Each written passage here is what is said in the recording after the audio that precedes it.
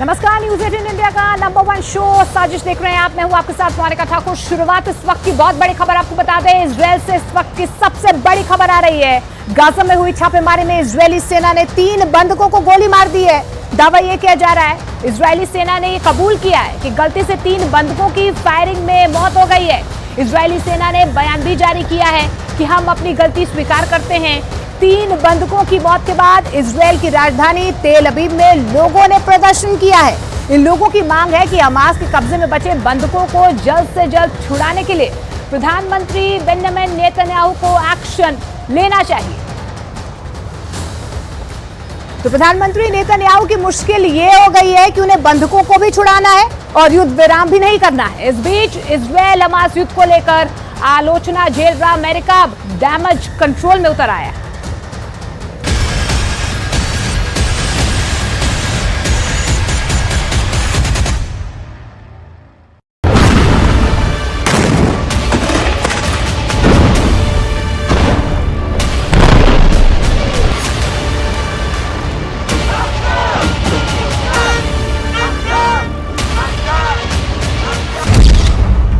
योतम हैम, उम्र 28 वर्ष। समीर अल तलाल का उम्र 25 वर्ष। अलोन शमरिच, उम्र 26 वर्ष। तीनों युवक हमास के आतंकवादी नहीं हैं, फिलिस्तीनी नहीं है, बल्कि इजरायली है। इजरायल की सेना ने अपने ही 3 नागरिकों को गोली मार दी। क्यों, कहां और कब की डिटेल आपकी स्क्रीन पर है। हम इस घटना की जिम्मेदारी लेते हैं। गाजा सिटी के शेजैया इलाके में एक ग्राउंड ऑपरेशन के दौरान सैनिकों को लगा कि ये लोग उनके लिए खतरा है। गोली मारने के बाद जब शवों के पास पहुंचे तो मारे गए लोगों की पहचान के बारे में संदेह हुआ। बाद में पता चला कि वो इजरायल के ही नागरिक है। मतलब चूक हुई। इजरायली डिफेंस फोर्स की गलत पहचान के चलते की गई फायरिंग में इजरायल के 3 युवकों की मौत हुई है। इन 3 युवकों का 7 अक्टूबर को हमास के हमले के दौरान इजरायल से अपहरण कर लिया गया था। शोजाया में जब इजरायल सेना ने फायरिंग करनी शुरू की तो इजरायल के ही 3 बंधक चपेट में आ गए और मारे गए। अब आलम यह है कि इजरायल में हंगामा खड़ा हो गया है। इजरायल की राजधानी तेल अवीव में हंगामा पसरा है।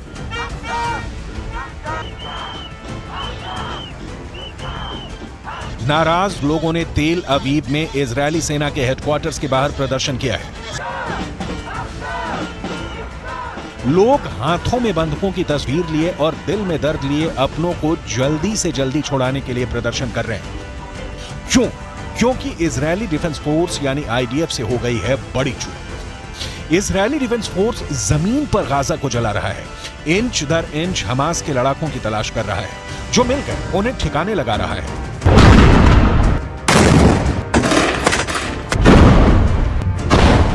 लेकिन इसी दौरान एक ऐसी घटना हुई है जिससे पूरा इजरायल बेंजामिन नेतन्याहू के खिलाफ देखने लगा है। इस घटना के बाद तेल अवीव से लेकर वॉशिंगटन तक हाय तौबा मची है, क्योंकि इजरायली डिफेंस फोर्स ने एक हमले में 3 बंधकों को मार डाला है। हमास की कैद में छटपटाते बंधकों को हमास की नहीं, इजरायली सेना की ही गोली लगी है। इस घटना के बाद इजरायल में मातम पसरा है। अमेरिका ने कहा है बहुत दुखद हुआ। Heartbreaking. It's tragic, this news coming out of Gaza today about these hostages being killed in the conduct of a raid. I want to be careful here not to speak to too many specifics because we don't have perfect visibility on exactly how this operation unfolded and how this tragic mistake was made. But obviously, this is not an outcome that anybody wanted to see. युद्ध में गलती होना सामान्य घटना है, लेकिन 3 बंधकों के मारे जाने से इजरायल की जनता गुस्से में दिख रही है। 7 अक्टूबर को हमास ने इजरायल के 240 लोगों को बंधक बना लिया था। युद्ध विराम के दौरान हमास ने 105 बंधकों को छोड़ा। इसके बाद कहा गया कि हमास के कब्जे में अभी भी 137 बंधक बचे हुए हैं, जिसे छुड़ाया जाना है। अब खबर आ रही है कि बंधकों में से 3 को इजरायली सेना ने ही गलती से मार डाला। बंधक संकट बेंजामिन नेतन्याहू के लिए सबसे बड़ी समस्या बन गया है। बेंजामिन नेतन्याहू देश विदेश से इस दबाव में है कि आम फिलिस्तीनियों की हत्या से इजरायल को बचना चाहिए, लेकिन समस्या यह है कि युद्ध और बंधकों की रिहाई एक साथ नहीं हो सकती। इसलिए हमास युद्ध विराम चाहता है और इजरायल इस युद्ध विराम के लिए राजी नहीं है। इस बीच बंधकों की जान हमास की बंदूक की गोली में अटकी है। बेंजामिन नेतन्याहू के लिए इतना ही नहीं, एक और ताजा मुश्किल आ खड़ी हुई है। अमेरिका के राष्ट्रपति बाइडेन ने इजरायल को जो मशवरा दिया है उसे आपको भी बहुत ध्यान से सुनना और समझना चाहिए। गाजा में जारी अंधाधुंध बमबारी के कारण इजरायल दुनिया का समर्थन खो रहा है। अमेरिका की यह चिंता इसलिए है क्योंकि अमेरिका के संग के कारण ही इजरायल पूरे अरब वर्ल्ड को चैलेंज करते हुए गाजा में बमबारी कर रहा है। बड़ी संख्या में फिलिस्तीनी मारे जा रहे हैं। महिलाओं और बच्चों की मौत देखकर दुनिया का कलेजा मुंह को आ रहा है। अमेरिका अब इस युद्ध में खुद को अलग खड़ा दिखाना चाहता है। इजरायल का साथ हर कदम पर देने वाले अमेरिका ने दो टूक क्लियर कर दिया है कि इजरायल को चुनिंदा ठिकानों पर हमले करने चाहिए, आतंकवादियों को चुन चुन कर मारना चाहिए, लेकिन उस दौरान नागरिकों की मौत नहीं होनी चाहिए। इतनी कैटेगरी वाला हमला युद्ध में नहीं होता, लेकिन कूटनीति में होता है। अमेरिका यही कर रहा है। युद्ध खत्म करने की इतनी जल्दी अमेरिका को होती तो ना लाल सागर में और ना ही भूमध्य सागर में अमेरिकी युद्धपोत पहरा दे रहे होते। अमेरिका संयुक्त राष्ट्र में युद्ध विराम के खिलाफ वीटो नहीं करता। अमेरिका इजरायल को बेहद सस्ते और हर संभव हथियार सप्लाई नहीं करता।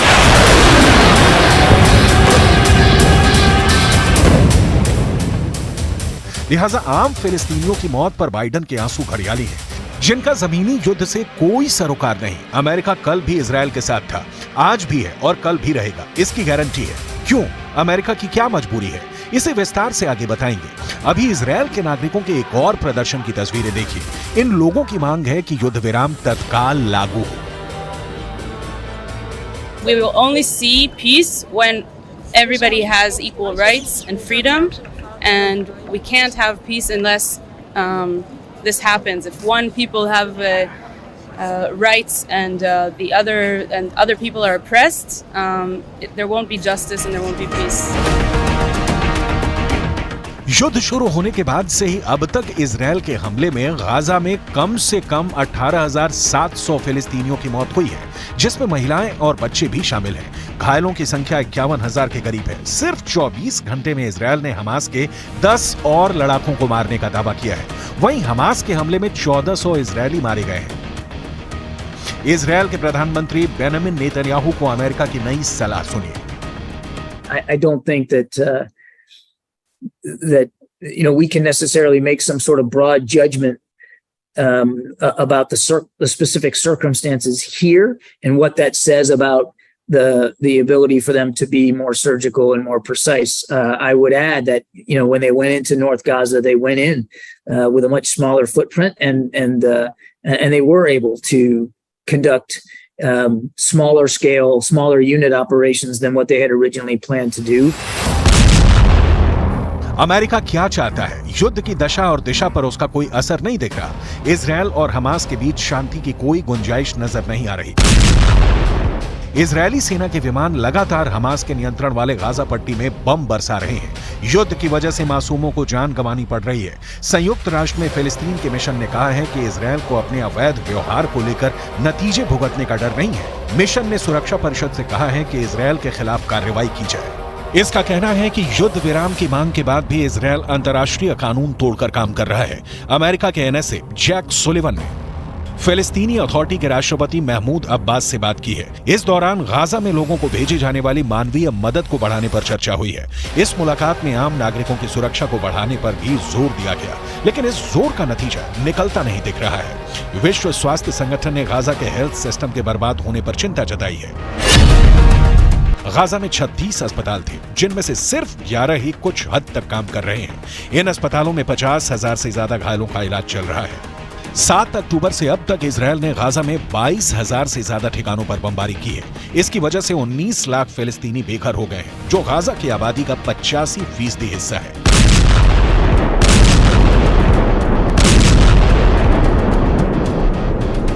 बेघर हुए लोगों को सर्दी और बारिश जैसे बुरे हालातों का सामना करना पड़ रहा है। संयुक्त राष्ट्र से लेकर पूरे अरब वर्ल्ड में एक भी देश ऐसा नहीं निकला जो इजरायल को आम फिलिस्तीनियों की किलिंग से रोक सके। हालांकि किलिंग रोकना तो दूर, ईरान जैसे देश ने तो हमास का साथ देने से ही इनकार कर दिया। लेबनान के हिजबुल्लाह के हमले और यमन से हूथी विद्रोहियों के हमले इजरायल युद्ध में एक डिग्री भर का फर्क नहीं ला सकते। कहा जा रहा है कि गाजा में हमास के लड़ाकों की संख्या ज्यादा से ज्यादा होगी तो 40,000 होगी, लेकिन मौत और मातम पूरा गाजा भोग रहा है।